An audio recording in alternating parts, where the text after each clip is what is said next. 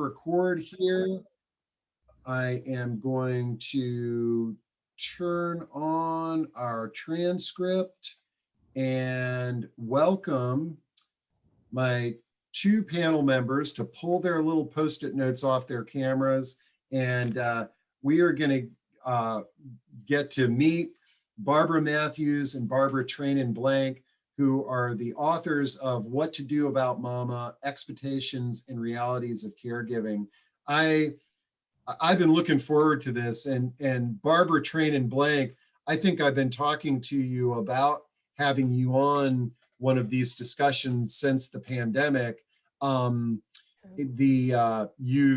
attended and contributed to many of our other discussions on the topic of caregiving, and just really excited to showcase the two of you's unique stories, your book, and engage in a discussion with everybody on the topic of caregiving. So before we dive into that, let's get to know the two of you a little bit better.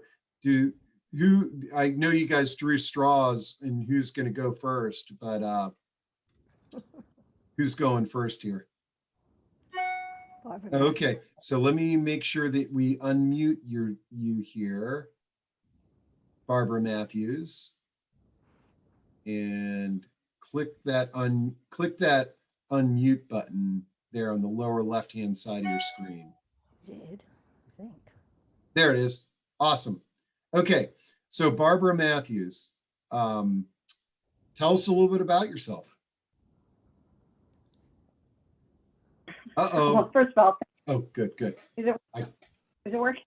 Yeah. I'm sorry for confusion, technological. Okay. First thing, I want to thank you for inviting me to be on your program. I was the primary caregiver for my mother-in-law, which is a little bit unusual, but it's certainly not unheard of. And like most caregivers, I waded in gradually, but that changed dramatically after the crisis moment occurred. My mother-in-law had been living in Florida, but her children felt she was no longer safe living alone in that environment. She moved to Pennsylvania to be in a supportive, independent living retirement facility near our home. And we did minor things for her, like take her shopping, to church, and have her over for visits on the weekends. At that time, I was working as an assessor at the Area Agency on Aging. It was my job to visit seniors in their home to administer a comprehensive assessment, determine the client's needs and eligibilities for services. And I saw firsthand the challenges that seniors and their caregivers have. After 2 years, my mother-in-law began to have a series of falls that required an ongoing cycle of emergency room visits, hospitalizations, extensive rehabilitation, and my life began to revolve around the issues of aging, both on and off the job. I'm sure that cycle is one that your listeners and your participants have probably been experiencing at one time or another. The solution to that problem was for me to quit my job and become her full-time caregiver. And she stabilized under my care for a couple of years until her physical life began to decline rapidly again. It was at that time that I became active in a caregiver support group run by a local hospice. And as a support group member, I agreed to be interviewed for a magazine article about support groups. And that article was written by Barbara Tranin-Blank. That's great. Now, before we jump over to Barbara, Barbara Matthews, I have heard this story so many times where we're in the field of aging, we're helping all these people, you know, like you as an area agency employee or a care manager or working in senior housing. And then all of a sudden, you know, you're dropped into the actual caregiving role, and it really opens your eyes to just how overwhelming it is and how much different it is when it's your family as opposed to the families that we're advising. So absolutely. The other thing that happens is you feel like you're supposed to have all the answers, and, yeah, and you don't. No, yeah. yeah. So I'm sure we'll come back to that, but I love your story. So now the two of you connect, and Barbara Tranin-Blank, tell us a little bit about your background and your story. Okay, well, Barb Matthews mentioned the fact that I wrote the article about support groups, and that's an important part of my life. I'm a professional writer. However, she had the wisdom to take notes on what she was experiencing, and I didn't somehow. Part of the reason was that I was doing long distance caregiving. I was living in Harrisburg, Pennsylvania. My mother was living in New York City, which was 180 miles away. And I was back and forth probably every 2 to 3 weeks. Um, I still had dependent kids. I still had work. It was pretty overwhelming. I'd say the only peace I had was on the Amtrak. That was very relaxing for me. But in general, I'd say that I was shocked by the need for my mother to have a caregiver of any sort, because my father passed away in 2008, and she was extremely capable of taking care of him. Um, but when he died, it was what some people called reactive Alzheimer's. She completely deteriorated.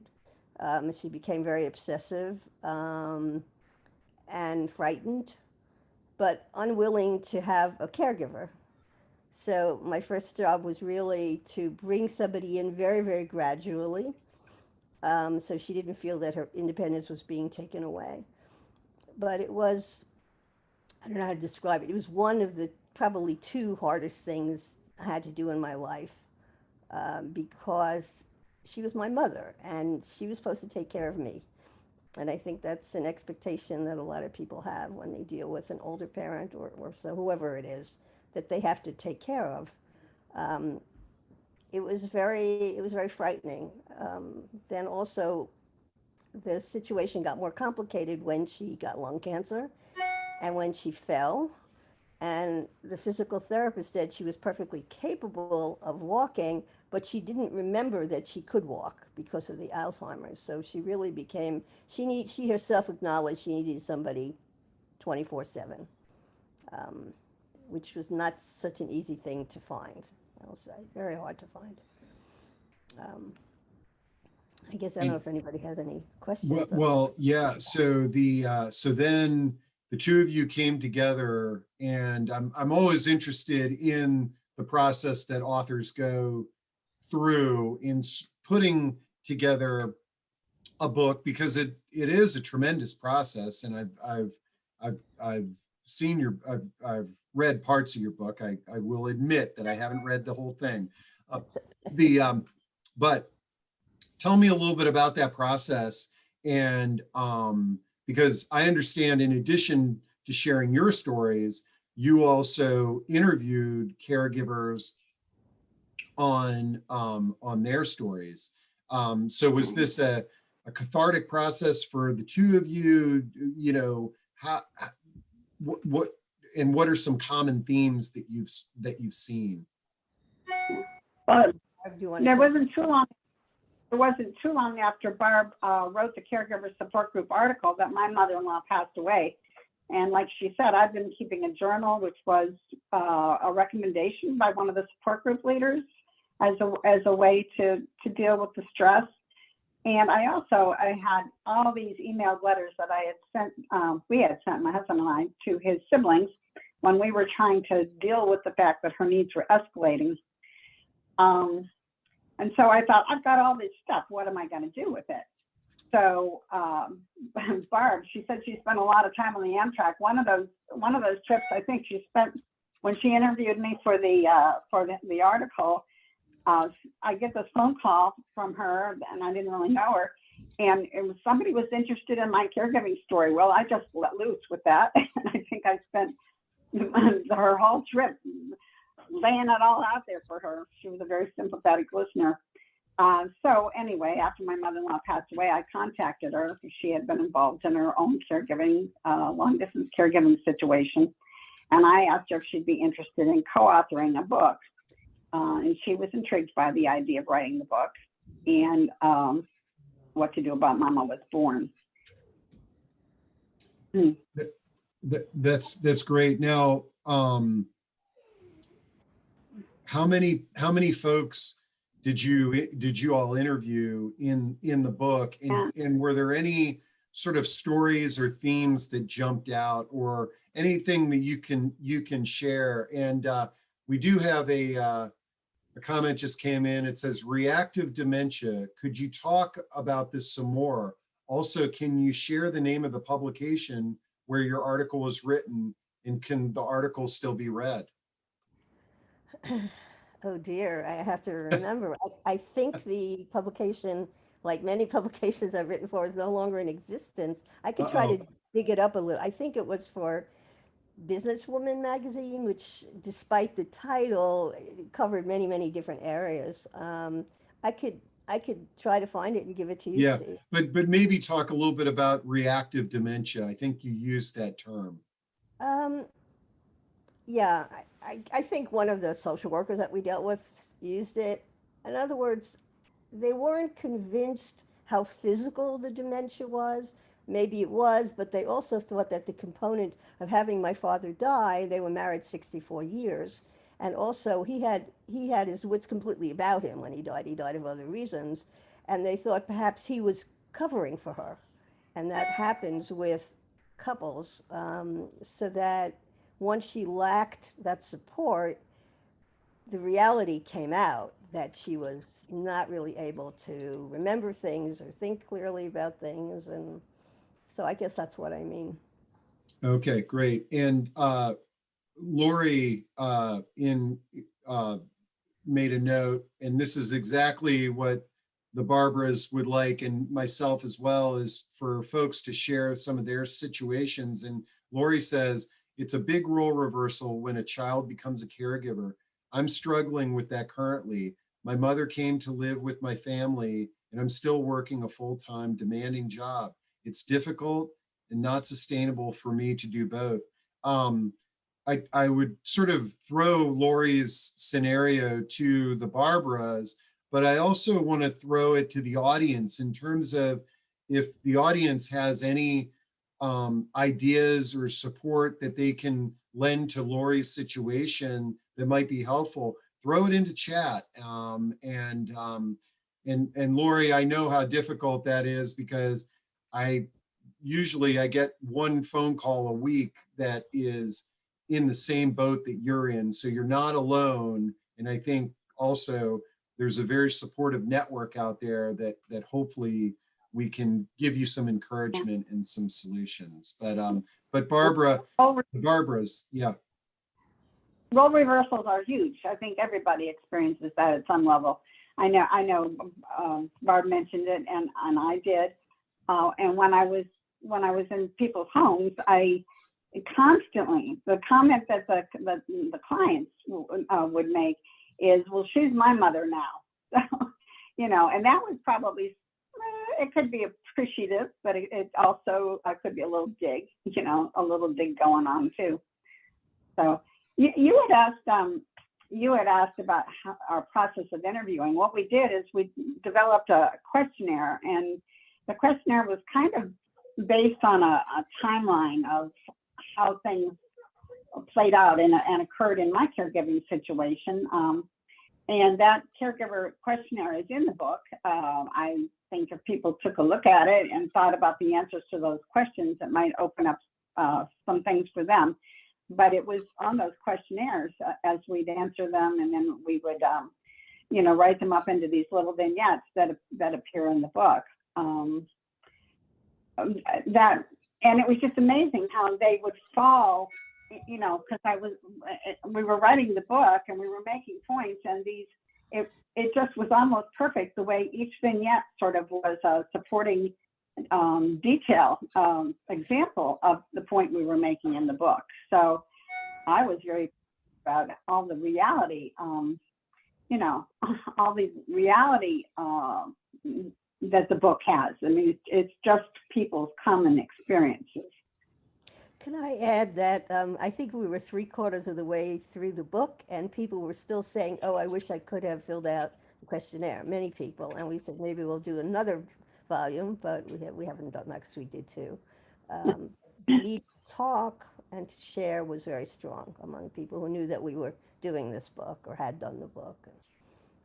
Yeah, and Lori, again, Lori, thanks for sharing these comments. But she says, I find myself swinging between sadness, anger, frustration, and joy. You get the picture. It's like, yeah, I mean, she also did share a podcast that's called Shaping Dementia Environments. So I put that into chat.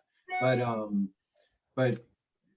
so I I love sort of using Lori as this real life person that's listening to us talk here. Is that were there any sort of scenarios that or tips that you can offer somebody like Lori after putting the book together? You'd mentioned the checklist, but it's sort of, how can we keep our head in a game as a caregiver? I think, Barbara Matthews, you experienced exactly what Lori was going through and had to leave your job. Many folks may not be in that situation where they can afford to do that, or it's feasible to do that. Any words of wisdom out there for folks that might be going through something similar? Well, two things don't let me forget that one. The comment was made about the emotions, and the emotions are a real integral part of the book. Here's the cover of the book. We got a new cover on our second edition. And the reason I love this cover is because it just speaks emotional volumes for what you find there. I mean, caregiving is fraught with all kinds of emotions, and true, some good, some not so good, but it's just really important. And the second thing I wanted to comment on was what you just said. What was the second part of that? Well, just guidance, some words of wisdom for Lori. But while I've got the microphone, Robert asked, could you walk us through what your book addresses, maybe through the chapters? And I'm looking at the table of contents here, but that might be a better for the two of you to sort of tell us a little bit about the book. Yeah, I mean, it was a matter of how do you wade in that waiting in process, and like I said, you start very gradually. You sort of get involved and you don't even know you're a caregiver. A good example, COVID. My daughter didn't want me going to the grocery store, so she did my grocery shopping for me. She was being a caregiver, So you wade in doing things like that, and then you start getting in this deeper and deeper water that you really didn't necessarily think about ahead of time. In the book, we put all the stories in one chapter, in chapter 3, and I would recommend for readers that you don't read that chapter ahead of time, because throughout the book, we refer to each story at the appropriate moment, and so then you can go back to that collected chapter and read them then. But yeah, it takes you kind of through a timeline. How did you assume your role of caregiver? How do you define your caregiving responsibilities, which are really different for different people? I mean, there's so much sameness, but there's also a lot of differences too for how people, the responsibilities that they have. The emotional and physical impacts of caregiving. We just talked about the emotional. They're great. And one of the biggest things, I think, at least for me, I mean, I was an in-law, so it was different, is the family. I do this because I love this family. They provided so much for me over all these years. And whether it changes for the better or the worse, you've got to recognize that there are going to be changes in your relationship. It's just inherent to the whole process. And physically, a whole lot of people, myself included, go downhill because they don't take care of themselves. So that's a big thing. Finances are always, how else can you handle this? Because we're not all independently wealthy who can hire all this help easily. And then we talk about residual difficulties. What happens after caregiving? And that's another big one. And very often that's around the dispensing of if somebody passes away, what do you do with their belongings? What about that will? There's all kinds of problems that crop up with that. And would you do it again? Most people said they would do it again, but they would want to do it differently. They want to have foresight, which brings us to one of the important points in the book is how important caregiving education is. But what you run into with caregiving education is the people that aren't caregivers yet, I call them pre-caregivers, they think, oh, we don't need this yet. And then the people who are caregivers, like probably most of you, are, when do I have the time? And then those people that are finished with caregiving, they just want to put it behind them. So there's a lot of avoidance and denial about the issue of caregiving because caregiving is kind of a bummer. It's got to do with loss, physical, cognitive loss of independence, loss, and eventually a loss of life. And I think for me, it's important, personally important as a baby boomer, that I want my generation to realize that the only way, I think, to minimize some of the problems, it's not going to go away, but to minimize some of the problems with caregiving is to be proactive and to prepare for future needs. And I don't know, I suppose my family could accuse me of being focused on the issue of dying and, all this stuff, which sort of comes to a head in this day and age. But I have downsized. I have moved out of my home and into a condominium that near my daughter. So we don't need really much of any support now, but when the time comes, we won't be starting from square one in some sort of panic situation. Great. I hope.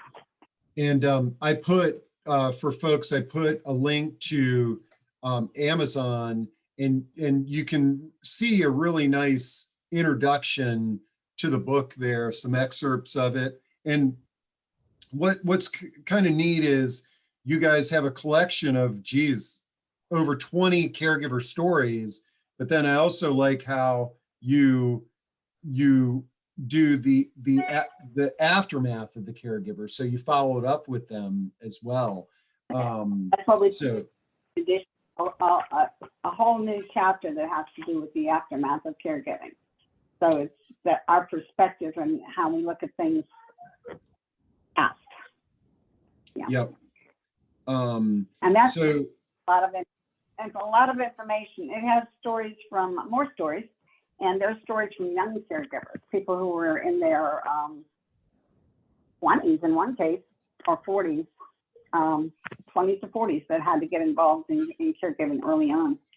So with all these profiles did you do, and I'm going back to Lori because my heart goes out to her and I want to try to give her some encouragement and support.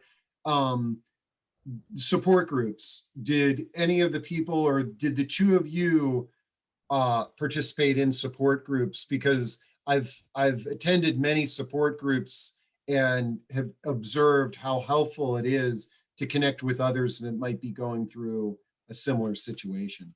Well, Barb did. That's how we met, essentially. I was suggested to interview her because she was part of the support group. I did not, in theory, yes, they're helpful. I did not personally find them helpful. Some of it had to do with whether there was a support group specifically targeted to people who were doing long distance caregiving. There really wasn't that I could find. And I don't know. I really didn't have the time. I know that's something that people say, but I really didn't have the time for that. But I wanted to say to Lori that, like, two things that occur to me. One, is, are there other family members that she can consult with about the situation? And the other is, there are care managers that one could consult with. Again, we didn't really look out in that regard, but I know that I know somebody right where I live who's excellent and busy all the time. Because every time somebody calls me or says to me, like, I need someone to help with my mother, I'll refer to her. And when they're good, they're really good. So they'll tell you about what some of the options are. Um, I think, Um, Barb had made a choice about her mother-in-law coming to live with them. I could have brought my mother to me, but for various reasons, I decided that she really needed to be where she was used to being. She needed her doctor, she needed her friends, and I think in the end, I think it was the right choice, even though it meant a lot of traveling for me. But I think I think it was the right thing to do. um, any Kitty asks, any comments about family battles, avoidance issues, and uh, putting mom in a community like where siblings may argue over that? Anything on that you could share? Yep. And yep. And this is a good example of what I did right. And when you get on these sites and you read all these 5 easy ways to do this and 10 easy ways to do that, and I don't care how right you do it. It's not easy. It's never easy, and it never goes just exactly the way you want it to, for sure. But one of the ways to deal with that is to get together as a family and have a family discussion, and probably have some ground rules where you can communicate openly and frequently, and try to leave all. How do you teach people to have good communication skills? That's something, I don't know. It's hard to change somebody, especially if you're working with people that are maybe a little older yourself. But you have to communicate, respect your caregiver's independence. Barb brought this up, that if you can have your care receiver at this meeting, they really should be at the meeting. You should hear their perspective and not just discount it to have it your way. You're going to come up with some sort of compromise. Talk about values, and this is where I think you run into differences. What's important here? There's no right or wrong answer. Is autonomy more important, that they can be as independent as possible, or is safety more important? And that, in the case of my mother-in-law, I guess their family was saying safety was important because they really pressured her to leave Florida. She didn't want to leave there. But yeah, and looking back at it, we probably should have explored more options. So do research to see which options are. We had somebody actually, my neighborhood is not a 55 and up community, but it is a 55 and up community. And we have had several 90-year-olds making changes over this past year, or several of them passed away actually. But it just happened across the street where the sons put the parents in a nursing, actually assisted living, graduated, and with a nursing home available there. They didn't want to go do that. They didn't look, I don't know what they looked into, but I don't believe they considered the option of bringing somebody into the home to help, because it probably, I know for a fact they could have done it for comparable to what they're paying in a nursing home, because nursing homes are not cheap by any stretch of the imagination. So do your research. Have realistic expectations of yourself and of the other people, and don't assume. This was my big mistake. I assumed that I was going to get all sorts of tremendous cooperation from the family, and you can't make those assumptions. They made comments like, "You don't understand our jobs," and you you don't know what we're going through. And maybe I didn't, but they didn't really understand what I was going through either, because I was doing it every day. So what I suggest is to actually come up with, a plan that you all agree to, make a contract. This is, where it identifies what everybody's strong points are, what they're going to do. There's commitment in it, and sign that so that you all agree to that. And then date it and leave it open for change, because nobody knows how this is going to progress, and you have to be able to deal with the changes as it comes, and you have to leave yourself a way out of the situation. The line in the sand. Yeah, I regularly talk to folks about that when they're pouring their heart out about their story, and I'm sort of, you've got to, as hard as it is, you've got to draw that line in the sand, because you can't sacrifice your entire life. Yeah, exactly. And that's very difficult. And actually, as you're talking, I'm sitting here reading some of the questions, comments. Robert says, when does caregiving actually start and actually end? How do we know? And you were addressing that as you speak. Another thing that Robert put in here, he says, many people don't identify as a caregiver, primary or other. What would help people see that they are prepared? Is there a caregiver school? And Robert, I'm going to share something on the screen, because this is kind of cool. Next month, we're going to have a discussion about the certified caregiving consultant program that was started by Denise Brown. She runs a company called the Caregiver Years Training Academy. And what this was born out of was these folks that went through these caregiving experiences, and then they started sort of informally sharing their stories with their friends and neighbors. And what she's helped people do is create a little cottage industry of helping other people in a more formalized way. And it's called Certified Caregiving Consultant. But it's almost everybody that's gone through that program are people that basically were a caregiver, and their mission was, I don't want people to suffer from the mistakes that I made, and I want to be there to lend support.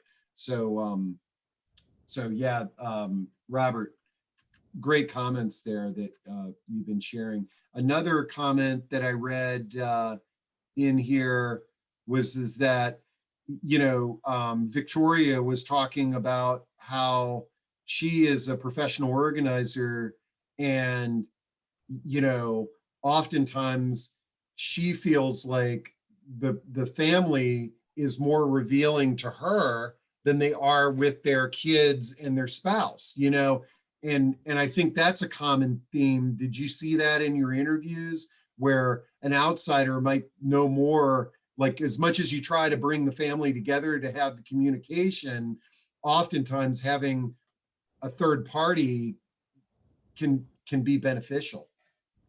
Yeah, I definitely think so. I was also going to say, don't be surprised by your family members if they turn out to be not the people you thought they were before. And I say that because my brother and I are very close, but we went through a period when my mother was sick, when we weren't very close and we were at odds with each other, because he's a doctor, so he thought that it would be his job to be the healthcare proxy, and he did that fine. But he lived 40 miles away from, I hope he's not listening to this, but he lived 40 miles away from my mom, and I lived 180 miles away, and guess who did almost all the work? And in fact, my kids said, you shouldn't forgive him. I said, he's my only sibling. I have to forgive him. But I wondered whether there was a better way for me to handle it so that he couldn't get off the hook quite as much as he did.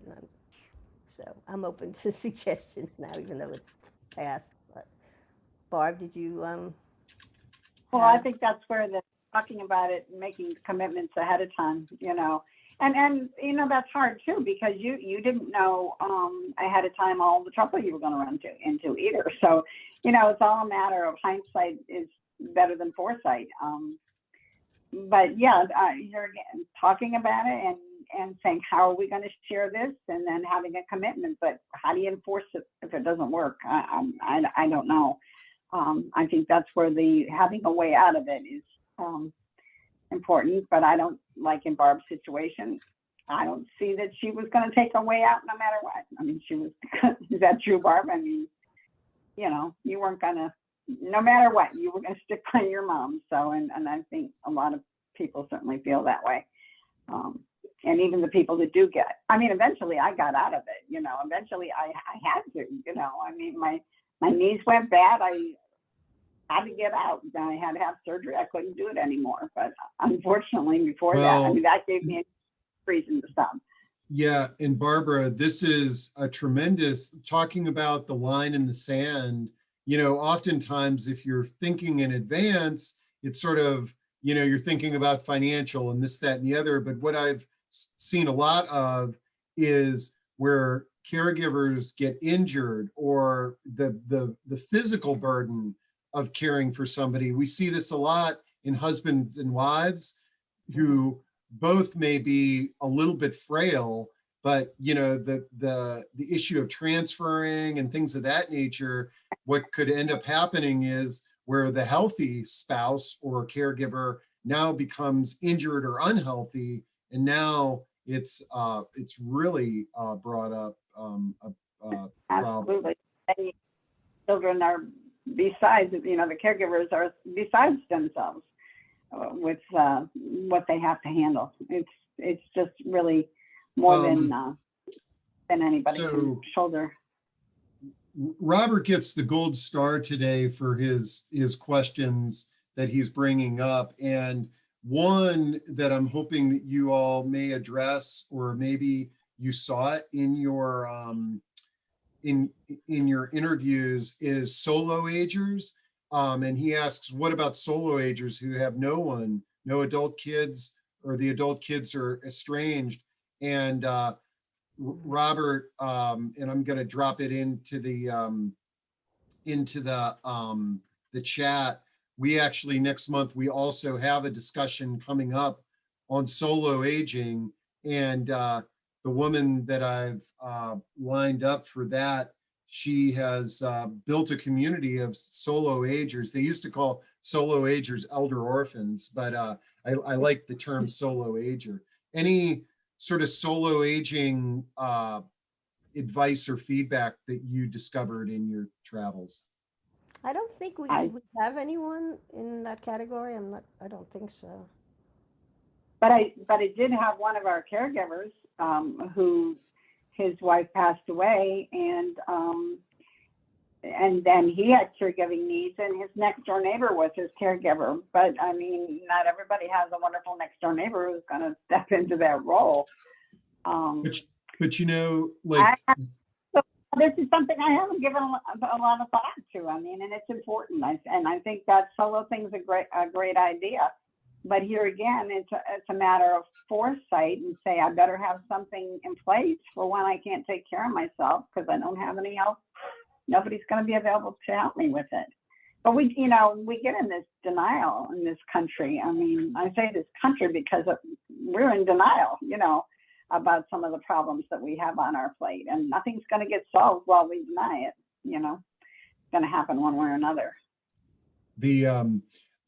Lori, you and Robert get a gold star today because your comments are just out of this world and really advancing what is a very difficult topic. And Lori says that be interesting, besides the physical and emotional part of caregiving, we find ourselves dealing with the financial issues, the monthly bills, homes and rental homes and what have you. And but she thanks you that this is a great reminder that she doesn't have to do it all. And like, Lori, I know, I wish I could wave a magic wand, and I wish that our audience and the Barbaras could sort of say, Lori, you got to do this, X, Y, and Z. What I hope that you see, and everybody who sees that's on this discussion, is there's no easy answers here in caregiving, just like there's no easy answers in parenting. But sometimes just talking about it like this in an open forum can be, it can, I hope, can be helpful to folks out there. And thank you for sharing there, Lori. Well, and that's back to the caregiving support groups. That's what support group did for me, is it somebody to listen, and they come up with good suggestions, things that you don't think about necessarily. Yeah. Let's see.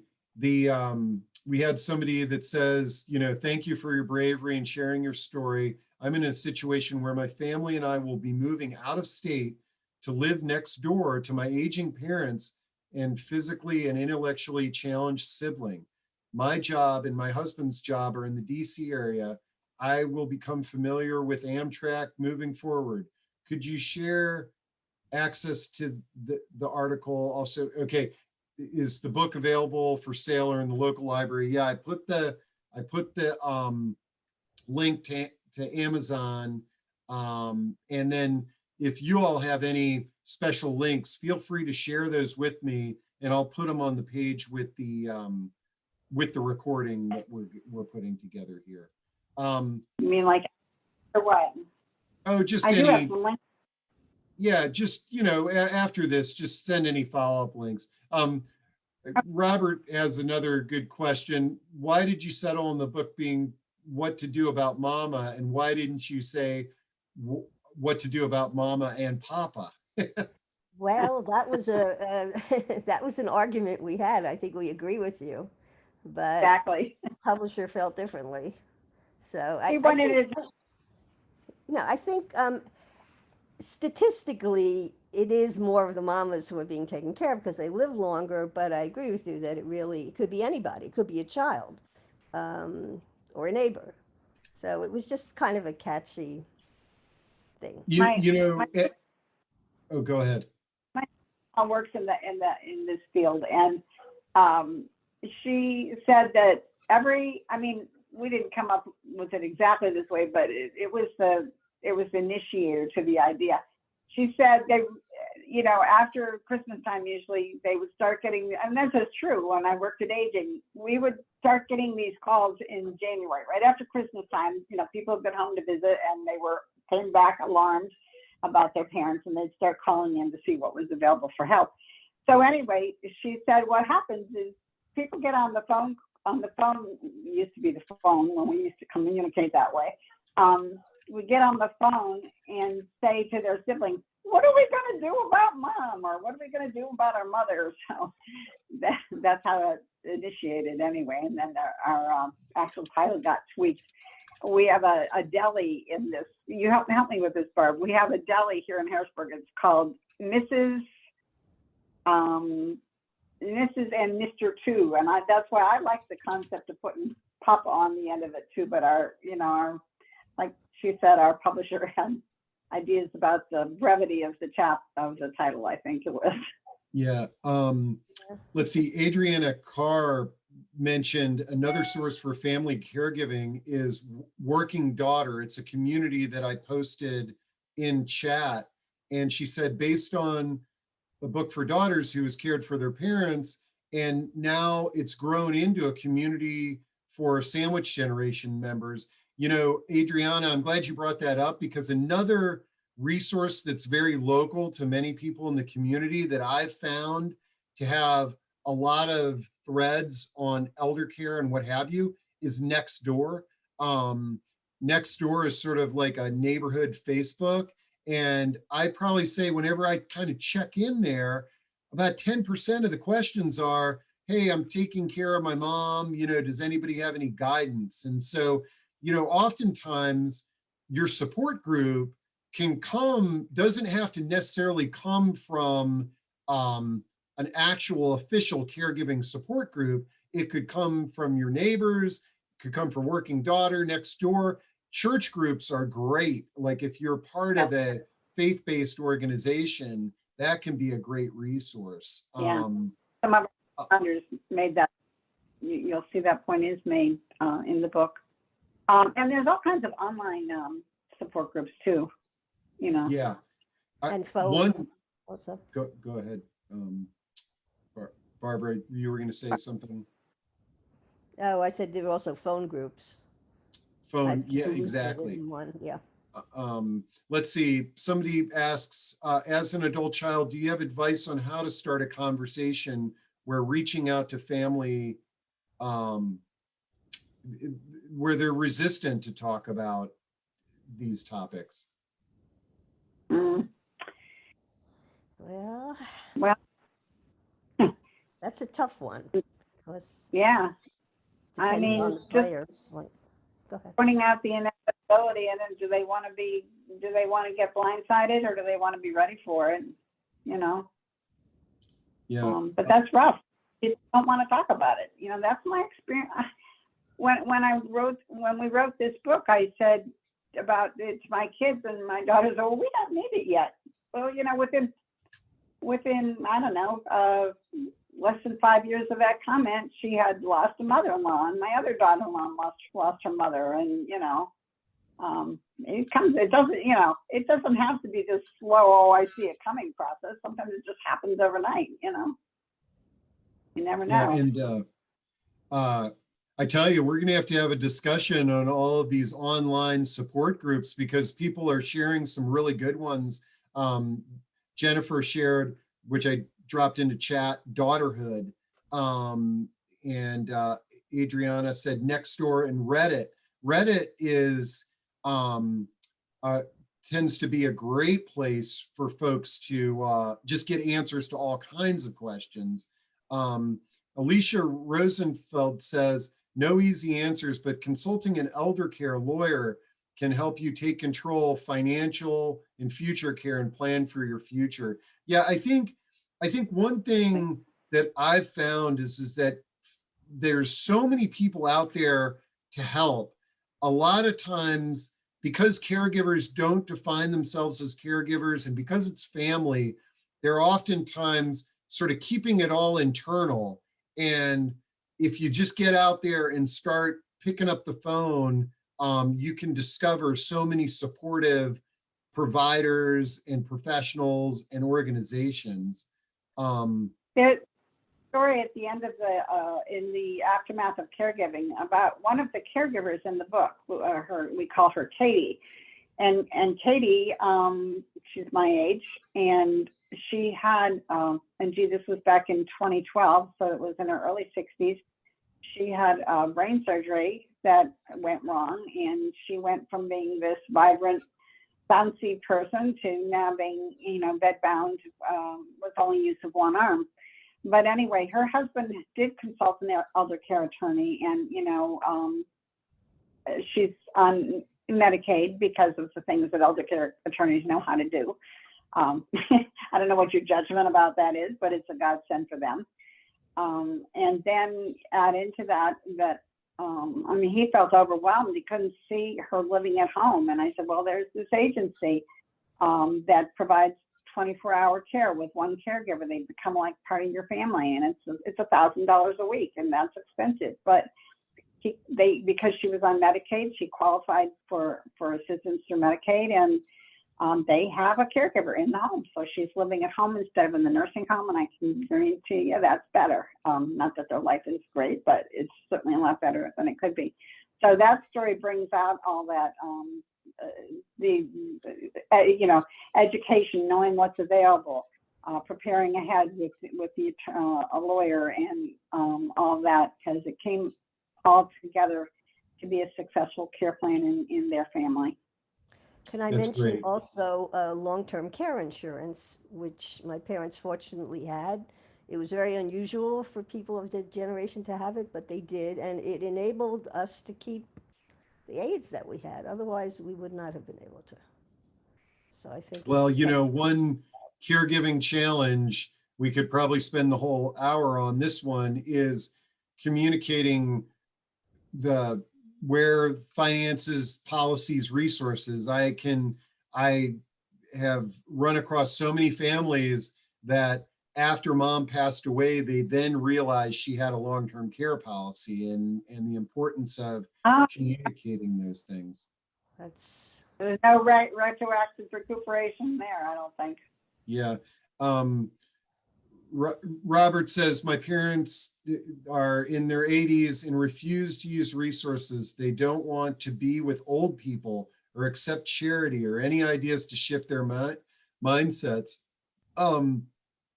before any ideas on how to shift their mindsets before they have a crisis. I think, Robert, I haven't written a book on this, but I've been in this business long enough to hear this story over and over again. And I think, as we had discussed earlier in this, is that every individual and family needs to sort of think about what your line in the sand is and where you sort of begin to have that difficult discussion with your loved one, where it's sort of like, look, I told you that I'm concerned, I'm here for you, but if you're not going to accept help, then, X, Y, and Z needs to happen.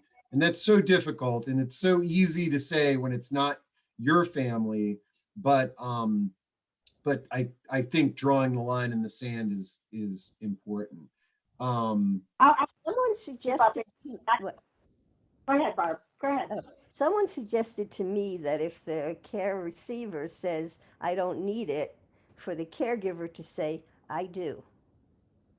It's for me. Yeah. And good idea. That might work. You I were was going to talking say about something? this is my folder that I've got all made up. My kids know it's here and it's got everything in it, so they've got something to go by. One of the things in it is called the Conversation Starter Kit. And that answers the question of how do you start these conversations. It's just you answer the questions to it, and then you talk about it. And then, it clearly delineates what people's feelings are about things so that you can take that into account when making decisions. I mean, they should be in the driver's seat of their life, but frankly, as we get older, we get more and more stubborn. Alicia says, I caught my mom's long-term care insurance policy under papers on the dining room table as the final notice was about to expire. I paid it in full, and if not, we wouldn't have been able to keep her at home. Oh, wow. But I tell you, some of these folks that are sharing their stories, if you are open to it, send me an email, because I think what would be wonderful is to have a panel of caregivers, because as you've sort of seen, we've been able to sort of bounce off some of your book and your stories and some of these other stories. I don't know if we're coming up with answers, but I tell you, like, when you hear a story like Alicia's, I hope that somebody out there in the audience is sort of like, okay, I'm going to go to my mom's house and kind of comb through her records to see if I can find very important. Okay, we're winding down here where it's almost one. Let's see. Robert sort of asked some questions. This was like, in the interviews that you did you find any sort of proactive, just like great stories of people that just kind of quote unquote did it right? It seems like there's so many challenges out there, but any sort of did you find some folks that really had some lovely stories out there? A couple. And I have to say that when I was an assessor, I was a snowy morning, I went and did an assessment, and all the kids were there, and everybody, I mean, I'm like, that's a great family, they pulled together. So it does exist, and it can exist. Yeah, and some of the stories, but I mean, usually, I would say the more common thing is the problems. But maybe people just like to talk about their problems more. I don't know. I think, but yes, there are shock, Barb. I mean, I know I was shocked. I thought that if you reached the age of 87, which my mother did, that you weren't going to get dementia. That was my belief. And then I started doing research and realized that the longer a person lives, the more the chance. That was an eye-opener. But I think it's just very hard for people to accept that their loved one is sick It's very hard for them to accept that they're dependent or would be dependent. It's very difficult. So I think people should kind of go easy on themselves if they're having trouble with it, because they're among many, many other people who are having trouble with the same things, I would say. Yeah. I'm looking to see. Yeah, Deborah's story. Managing caregiver with family cooperation and help from friends. That's a good example of one of our stories where people pulled together like that. Yeah.